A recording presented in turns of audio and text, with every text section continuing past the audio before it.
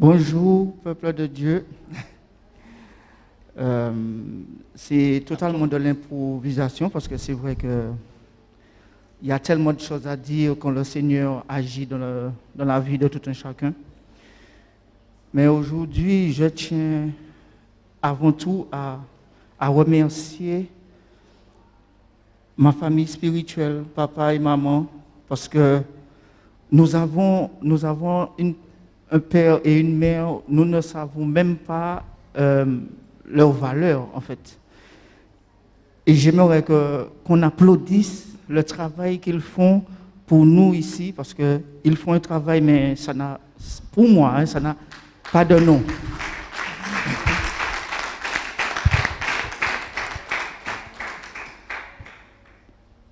Deuxième chose, j'étais quelqu'un qui... je dis j'étais, parce que c'est vrai que je ne suis plus pareil. J'étais quelqu'un qui fonctionnait beaucoup avec mes propres connaissances, parce que du temps que j'étais dans le monde, j'ai touché à toutes choses, bonnes comme mauvaises, mais le Seigneur m'a toujours préservé des accidents, des choses comme ça. Mais je ne me rendais pas compte. C'est aujourd'hui que je me rends compte que le Seigneur, même que vous soyez dans le monde, le Seigneur ne nous lâche pas. Il est toujours aux côtés de nous, car il a toujours quelque chose pour tout un chacun de nous.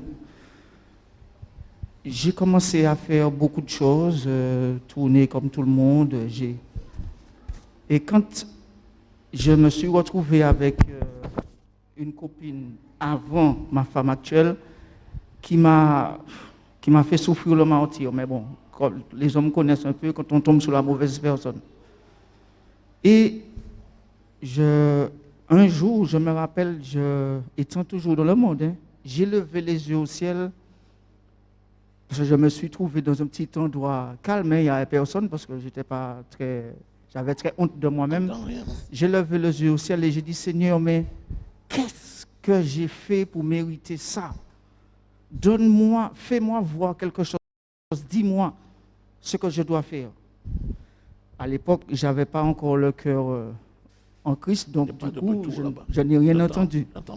Mais quelque temps après, il m'a fait voir ma femme actuelle. Mais je vais vous raconter quelque chose rapidement, parce que c'est un peu comique, mais bon. Moi, vous avez vu comment je ne suis pas très gros.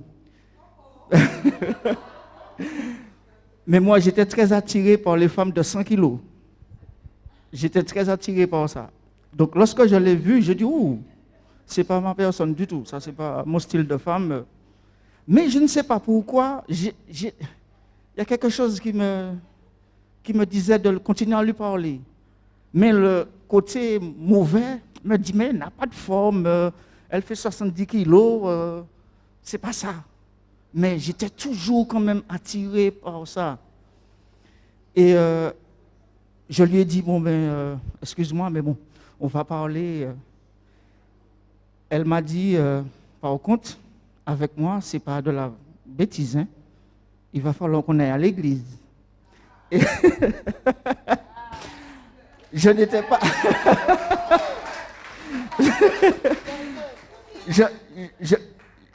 Je ne vais pas vous mentir, quand elle m'a parlé de mariage, elle est là. Hein.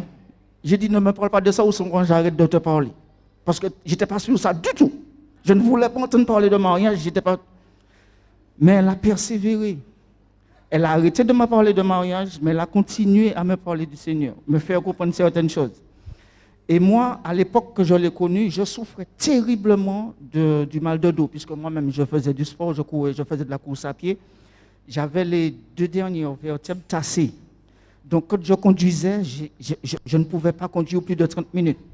Donc, elle a vécu ça avec moi, justement, et elle m'a dit, je vais t'emmener à l'église et le pasteur va prier pour toi. Mais, étant dans le monde, je dis, elle m'a dit, viens, tu vas voir ce qu'il peut faire pour toi.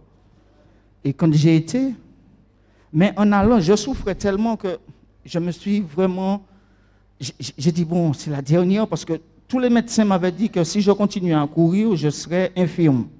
Donc, du coup, c'était ma dernière, ma dernière chance. Mais elle, croyante, elle m'a dit, vas-y, je suis sûr que tu vas être guéri. Et réellement, quand le pasteur a prié pour moi, jusqu'à aujourd'hui, je vous dis, j'arrive à faire 600 km sans avoir aucun mal de dos. Du coup, là, j'ai couillé à ce moment-là. À ce moment-là, j'ai couillé. J'ai dit, Seigneur, franchement, tu existes. Et je crois que c'est le jeudi après, je me suis baptisé. Et quelque temps après, elle m'a dit, tu te rappelles le mariage? J'ai dit oui tout de suite.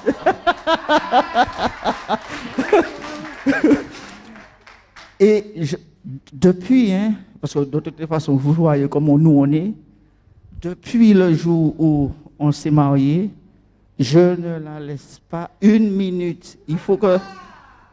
Je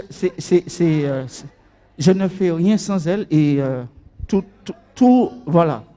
L'amour qu'on a, c'est... Quand le Seigneur te met quelqu'un, laissez-moi vous dire, croyez. Ne croyez pas en vous, parce que si vous croyez en vous, vous allez faire une bêtise. Croyez en ce que le Seigneur vous donne. Et jusqu'à aujourd'hui, vous avez vu l'amour que nous avons, ça équivaut, ça passe sur tout. Même que des fois où elle est très malade, mon amour reste le même, sinon devient plus fort. Donc, je n'ai pas de moment de doute. Voilà. Et c'est pareil pour ici. Elle m'a dit, parce qu'on était dans une église à Paris et on est remonté ici.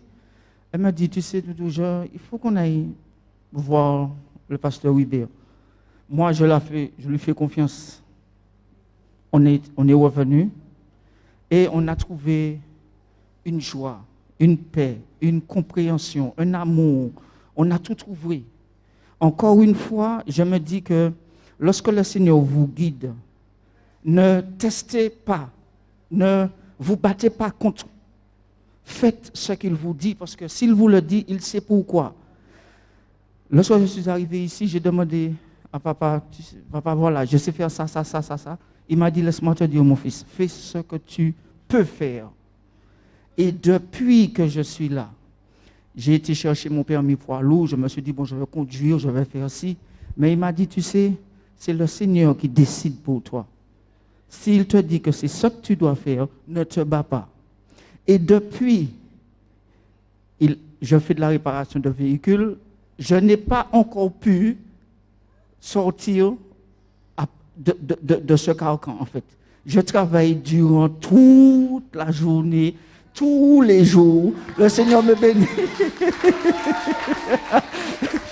Je fais des œuvres pour le Seigneur, je fais des choses pour l'Église, je fais des choses que... Et jusqu'à aujourd'hui, c'est toujours pour les frères et sœurs que je travaille. Je me dis, mais c'est vrai que papa m'avait dit ça, il m'a dit, prépare-toi parce qu'il y a du travail ici. Et encore une fois, je n'ai pas testé avec le Seigneur. Je pouvais dire que j'arrête et puis que je vais conduire mon camion. Mais il m'a montré que c'est ce que je dois faire. Aider tout un chacun ici-bas. J'ai déjà aidé quand même beaucoup de personnes là jusqu'à aujourd'hui. Et je continue à le faire avec amour parce que tout ce que je fais, je le fais avec amour. Vous avez déjà vu, je ne fais pas semblant, c'est comme ça que je suis. Le Seigneur m'a permis d'être comme ça. Et je le bénis parce qu'il m'a donné un cœur bon, mais aussi une compagne qui est très compréhensive. Parce que c'est vrai que je l'amène partout. Même étant fatiguée, elle me suit, en fait. Donc du coup, j'ai dit, Seigneur, non, il faut qu'on puisse dire merci parce que des fois, nous vivons, mais nous ne faisons pas attention à ce que le Seigneur nous donne. Et il nous donne au centuple ce qu'on nous-mêmes nous lui avons donné. C'est pourquoi que je dis à tous ceux et celles qui sont ici, qui hésitent encore, ou bien qui ont une petite crainte de se dire que je ne vais pas, ne faites pas ça. Si vous sentez l'appel, allez-y, parce que le Seigneur vous parle tantôt d'une manière, tantôt d'une autre. Et deuxième chose, pour terminer, il ne faut pas oublier que si papa pasteur, maman pasteur nous dit des choses, prenez ce qu'ils nous disent à la lettre. Parce que moi, j'ai appris à écouter mon papa Hubert. Des fois, il me donne des petits pics. Il ne me dit pas beaucoup, mais il me donne des petites choses.